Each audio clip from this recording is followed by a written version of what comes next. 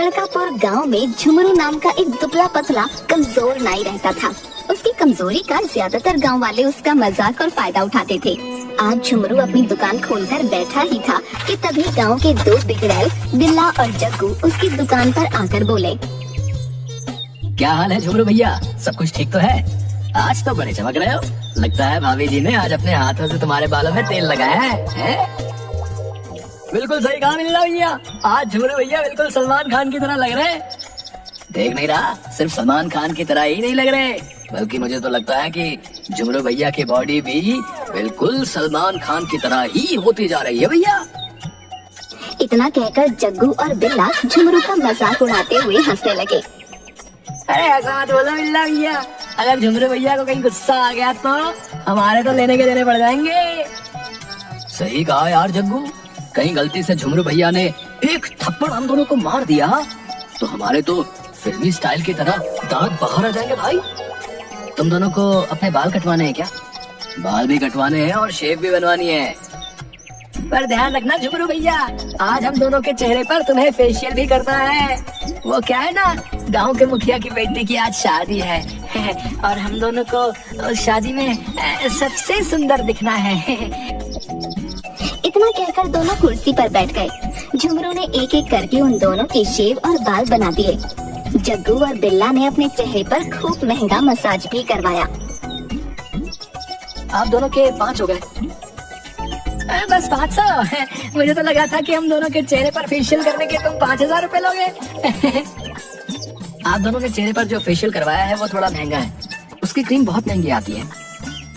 सोच लो, कुछ और ज्यादा कर लो पैसे। आप दोनों क्यों मजाक कर रहे हैं मुझसे? अरे क्या तुम हमारी भाभी लगती हो हैं जो हम तुमसे मजाक करेंगे? है भाई, मैंने आप दोनों से बिल्कुल मुनासिब पैसे मांगे हैं। भला मैंने गांव में किसी से ज्यादा पैसे लिए हैं क्या? ठीक है बिल्ला, इन्हें 500 दे दो।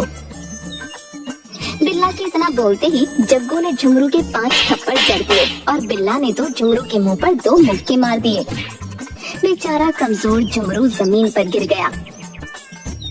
झुमरू भैया देखो, पूरे 500 दिए हैं।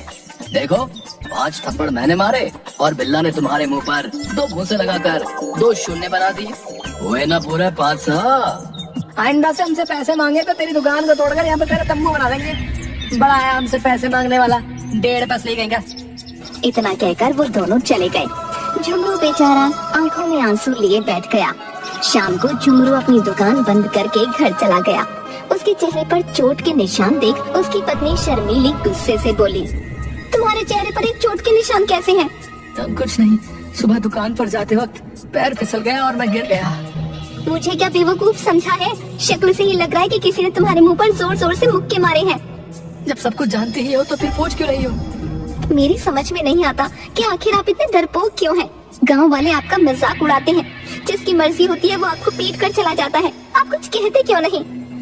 कैसे कहूँ, मैं और लोगों की तरह शक्तिशाली नहीं हूँ। मैं कितना दुबला पतला हूँ, गांव वाले मुझे 1.5 पसली कहकर बुलाते हैं। अरे अगर आप दुबले पतले हैं तो क्या हुआ? क्या दुबले पतले लोगों के अंदर ताकत नहीं होती? लड़ने के लिए हिम्मत होनी चाहिए। तुम्हारे अंदर तो वो भी नहीं है। अब खड़े खड़े मेरा मुंह क्या देख रहे हो? तुम्हारे चेहरे पर नील पड़ रहे हैं। जाओ जाकर डॉक्टर बाबू को दिखा कर आओ। शर्मिली की बात सही थी। झुमरू को वास्तव में बहुत दर्द हो रहा था। झुमरू चुपचाप घर से निकलकर डॉक्टर मुरारी के घर पर चला गया, मगर मुरारी के घर जाकर हैरान रह गया।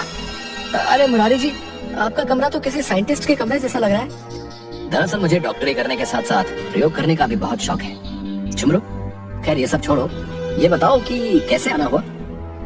मेरे चेहरे पर बहुत दर्द हो रहा है। झुमरू के कहने पर डॉक्टर मुरारी झुमरू के चेहरे को गौर से देखने लगे। लगता है आज तुम्हें फिर से किसी ने पीटा है, और मेरा ख्याल है तुम्हें किसी और ने नहीं बल्कि जग्गू और बिल्ला ने ही पीटा है। आपने बिल्कुल सही पहचाना। एक तो उन लोगों ने मेरे पैसे भी नहीं दिए और ऊपर से मुझे मारा भी अलग से। क्या तुम्हारे पैसे भी नहीं दिए और तुम्हें पीटा अलग से? आखिर तुम इतना डरते क्यों? क्या तुम्हें गुस्सा नहीं आता? बहुत आता है। मन तो कर रहा था कि उन दोनों का मुंह तोड़ दूं, लेकिन मैं जानता हूँ कि अगर मैं ऐसा करता तो और ज्यादा मार खाता। वैसे आप ये शीशी में क्या बना रहे थे? उसमें से धुआं निकल रहा था। मैं एक ऐसी दवाई तैयार कर रहा हूँ कि जिसे पीकर इंसान इतना शक्तिशाली हो जाएगा कि एक ही मुक्के से वो चट्टान को भी तोड़ देगा। डॉक्टर की बात सुनकर झुमरू हैरत में पड़ गया। अगर ऐसा है डॉक्टर साहब तो वो दवाई आप मुझे पिला दीजिए। पागल हो गए हो क्या? पहले जानवरों के ऊपर प्रयोग किए जाते हैं, इंसानों के ऊपर नहीं। कहीं तुम्हें कुछ हो गया तो मैं जेल चला जाऊंगा। ठीक है डॉक्टर साहब, तो आप एक काम कीजिए, मुझे कुछ दवाई लिख दीजिए ताकि मेरा दर्द कम हो जाए। झुमरू के कहने पर डॉक्टर ने झुमरू को कुछ टैबलेट दे दी। झुमरू को गोली खाकर आराम मिल गया और झुमरू अपने घर चला गया। कुछ दिन ऐसे ही चलता रहा। एक दिन झुमरू अपनी पत्नी के साथ बाजार से लौट रहा था कि तभी जग्गू की बाइक शर्मीली से जा टकराई। शर्मीली, जग्गू और बिल्ला नीचे गिर गए। ये क्या हरकत है बिल्ला भैया, देखकर नहीं चल पाते क्या? तुम्हारी वजह से मेरी पत्नी को चोट लग गई। बिल्ला और जग्गू उठकर खड़े हो गए। क्या वाला डेढ़ फसली नाई है, खुद तो अंधों की तरह चल रहा है सड़क पे है, ऊपर से हमें दोष दे रहा है। लगता है ये उस दिन के 500 रुपए भूल गया, इसे फिर से 500 रुपए देने होंगे। इतना बोलकर दोनों ने झुमरू को पकड़ लिया।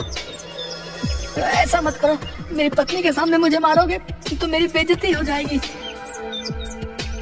शर्मीली दर्द से कराहते हुए बोली, छोड़ दो मेरे पति को। एक तो अंधाधुंध फुल रफ्तार से अंधे होकर बाइक चलाते हो, तुम्हारी बाइक मेरी कमर से टकराई है। माफी मांगने की बजाय ऊपर से अकड़ रहे हो। मैं तुम दोनों की शिकायत मुखिया से करूंगी। शौक से कर दो मुखिया, हमारा क्या बिगाड़ेगा है? वो तो खुद हमारे पिता से उधार पैसे मांगने आता है। मत भूलो, मेरे पिता और बिल्ला के चाचा इस गांव के जमींदार हैं। वैसे भाभी, तुम्हारी कमर इतनी नाजुक है तो हम क्या करें? अरे शर्मीली भाभी, इस डेढ़ पसीने ने क्या रखा है? हम दोनों से दोस्ती कर लो, तुम्हें रानी बना के रखेंगे, रानी। ये क्या बकवास कर रहे हो तुम दोनों? तुम्हें शर्म नहीं आती? मेरे ही सामने मेरी पत्नी को छेड़ रहे हो। हाँ छेड़ रहे हैं, तो तू क्या कर लेगा बे? हैं? ओ यार, क्यों इस डेढ़ पसली से खाम बात करके अपना वक्त बर्बाद कर रहा है? तो झाड़ दे 2-3 गाल पर। बिल्ला के कहने पर जग्गू ने 2-3 थप्पड़ झुमरू की गाल पर जड़ दिए और वो दोनों झुमरू का मजाक उड़ाते हुए वहाँ से चले गए। जब तुम मेरी सड़क पर इन लड़कों से मेरी रक्षा नहीं कर सकते तो फिर तुम्हारे पति होने का क्या फायदा? डूब मरो चुल्लू भर पानी में। इतना कहकर शर्मीली गुस्से से वहाँ से चली गई। झुमरू रात तक वहाँ गुस्से की हालत में खड़ा रहा। रात को झुमरू अपने घर की ओर जाने लगा, तभी उसकी नजर डॉक्टर मुरारी के घर पर पड़ी। झुमरू तुरंत मुरारी के घर के अंदर चला गया और झुमरू वही ताकत की दवाई उठाकर घर चला आया। अगली सुबह वो बगैर कुछ खाए पिए घर से बाहर आकर उस शीशी को जेब से निकालते हुए गुस्से में अपने आप से बोला, बिल्ला और जग्गू ने मेरा जीना हराम कर रखा है। कल तो इन दोनों ने हद कर दी, मेरी पत्नी के सामने मुझे बेइज्जत कर दिया। मैं उन दोनों को नहीं छोड़ूंगा, और उन दोनों को ही क्यों, पूरा गांव मेरा मजाक उड़ाता है। मैं सबको सबक सिखाऊंगा। इतना बोलकर जग्गू वो पूरी शीशी पीने ही वाला था कि तभी वो खुद से बड़बड़ाते हुए बोला, नहीं, ये मैं क्या कर रहा हूँ? डॉक्टर मुरारी ने कहा था कि इसका प्रयोग सबसे पहले जानवरों में किया जाएगा, लेकिन मेरी जिंदगी भी तो किसी जानवर से कम है क्या? जब भी किसी का दिल चाहता है तो जानवरों की तरह मुझे पीट कर चला जाता है। मैं काम करता हूँ, इसको आधा ही पीता हूँ, जो होगा देखा जाएगा। इतना कहकर झुमरू ने आधी शीशी पीकर जेब में रख ली, मगर उसे अपने अंदर कुछ भी परिवर्तन महसूस नहीं हुआ। अरे मुझे तो कुछ भी महसूस नहीं हुआ, ऊपर से मुझे भूख और लगने लगी। जेब में खाने के लिए पैसे तो है नहीं, चलो चाय से ही गुजारा कर लेते हैं। झुमरू गांव में एक चाय की दुकान पर आकर चाय वाले से बोला, एक चाय दे दो भैया। क्या हाल है झुमरू भैया? सुना है कल बिल्ला और जग्गू ने तुम्हारी पत्नी के सामने तुम्हें पीट दिया। इतना कहकर चाय वाला हंसने लगा। झुमरू ने अपनी मुट्ठियां गुस्से से भींच ली। तभी वहाँ जग्गू और बिल्ला हंसते हुए आ गए। एक कप चाय हमें पिला दो भैया। और हाँ भाई, चाय के पैसे वैसे जो है ना हमारे झुमरू भैया देंगे, समझे? लेकिन मेरे पास सिर्फ एक ही चाय के पैसे हैं, समझे? अबे हमें इससे क्या मतलब बे? अबे पैसा तो तू देगा बे।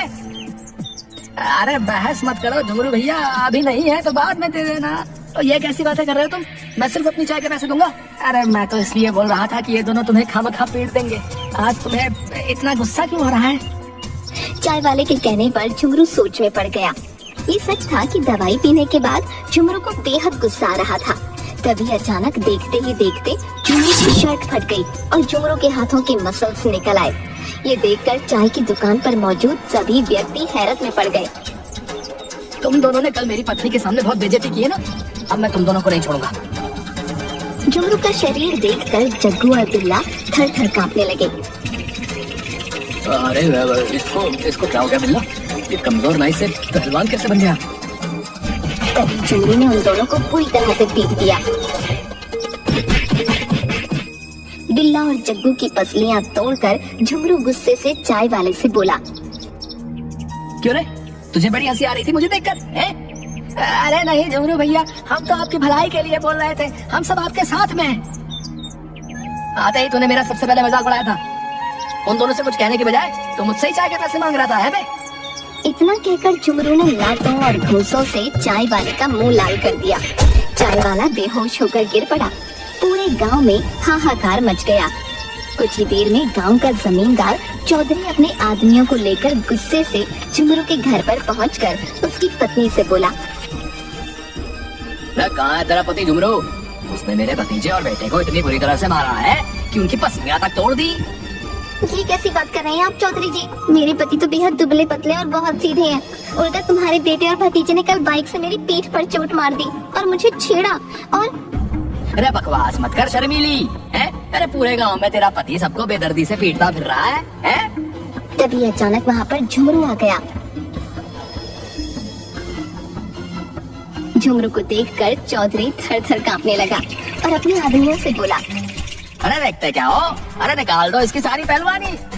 चौधरी के कहने पर चौधरी के आदमी झुमरू को मारने के लिए बढ़े, मगर झुमरू ने देखते ही देखते चौधरी के सारे आदमियों को धूल चटा दी। ये देखकर चौधरी डर कर वहाँ से भागने लगा। झुमरू ने तुरंत चौधरी को पकड़ लिया। कुछ देर पहले तेरे बेटे और भतीजे को मारा था, अब तेरी बारी है। इतना कहकर झुमरू ने चौधरी को भी बुरी तरह से पीट दिया। चौधरी दर्द से कराहता हुआ वहाँ से चला गया। अजीब, ये आपको क्या हो गया? आप तो बेहद दुबले पतले थे, अचानक इतने तगड़े कैसे हो गए? ये सब डॉक्टर मुरारी की दवाई का कमाल है। अब मैं हमेशा ऐसे ही रहूंगा और सारे गांव वालों का जीना हराम कर दूंगा। तभी दवाई का असर खत्म हो गया और झुमरू अपनी पहले जैसी अवस्था में आ गया। अरे, ये तो आप पहले जैसे हो गए। नहीं, मैं पहले जैसा नहीं होना चाहता, अभी भी दवाई मेरे पास है। झुमरू शीशी निकालकर पीने ही वाला था कि तभी डॉक्टर मुरारी दौड़ता हुआ वहाँ आ गया। अरे झुमरू भैया, ये क्या कर रहे हो? इस दवाई को मत पियो। अरे नहीं, इस दवाई की वजह से आज मैंने उन सबको धूल चटा दी जो मेरा मजाक उड़ाते थे। अरे झुमरू भैया, कल पूरी रात मैं इस दवाई को घर में ढूंढता रहा, लेकिन जब सुबह मुझे पता चला कि तुमने सबको पीट दिया तो मैं समझ गया कि ये दवाई तुमने पी ली है। ये दवाई वैसी नहीं है जैसा तुम समझ रहे हो। दूर हट जाओ डॉक्टर मुरारी, और तुम मुझे इस तरह की और दवाई बना कर दो। झुमरू, मैं तुम्हें वही बताने की कोशिश कर रहा हूँ। ये दवाई सिर्फ कुछ देर के लिए इंसान को थोड़ा सा आकार बढ़ाकर मसल्स बना देती है, लेकिन ताकत पैदा नहीं कर सकती। आप कहना क्या चाहते हैं? वही जो तुम सुन रहे हो। इसे पीने से सिर्फ तुम्हारे मसल्स और थोड़ी सी लंबाई बढ़ेगी, लेकिन जिन गांव वालों को तुमने पीटा है वो तुम्हारी खुद की ताकत है झुमरू। मैं नहीं मानता। अगर ऐसी बात है तो फिर मुझे गुस्सा क्यों आ रहा था? झुमरू, इस दवाई को पीने के बाद सिर्फ इंसान को थोड़ा सा गुस्सा आ जाता है। जब तुम्हारे शरीर का आकार और मसल्स बढ़ गए तो तुम्हें उसे देखकर हिम्मत आ गई। जबकि सच तो यह है कि अगर तुम इसे नहीं भी पीते और अपने अंदर हिम्मत पैदा कर लेते तो तुम उन लोगों को वैसे भी मार देते। झुमरू, तुम सिर्फ देखने में दुबले पतले जरूर हो, लेकिन तुम्हारे अंदर एक आम आदमी की तरह ही ताकत है। आप सही बोल रहे हैं डॉक्टर, शायद मुझ में हिम्मत की ही कमी थी। आज के बाद अब मैं अन्याय नहीं सहूंगा। उस दिन के बाद झुमरू ने डरना छोड़ दिया। एक दिन झुमरू उसी चाय वाले की दुकान पर चाय पी रहा था कि तभी वहाँ पर जग्गू और बिल्ला आ गए। कहीं ये लोग मुझसे बदला लेने तो नहीं आए? झुमरू उन दोनों की ओर गौर से देखने लगा। तभी जग्गू फुसफुसाकर बिल्ला के कान में बोला, अबे यहाँ तो झुमरू नहीं खड़ा है, देख कैसे हमें घूर कर देख रहा है। अबे तो हमें क्या है, हम कोई लड़ने थोड़ी आए हैं भाई। अबे ये हमें घूर रहा है, कहीं ऐसा ना हो कि ये फिर से पहलवान बनकर हमें पीट दे। तू सही कह रहा है यार, चल निकल लेते हैं यहाँ से चुपचाप, कहीं ऐसा ना हो कि हमें फिर से पीट दे। जग्गू और बिल्ला बड़ी फुर्ती से दुम दबाकर भाग गए। झुमरू के होठों पर मुस्कुराहट आ गई। इसके बाद झुमरू अपनी पत्नी के साथ खुशी खुशी रहने लगा।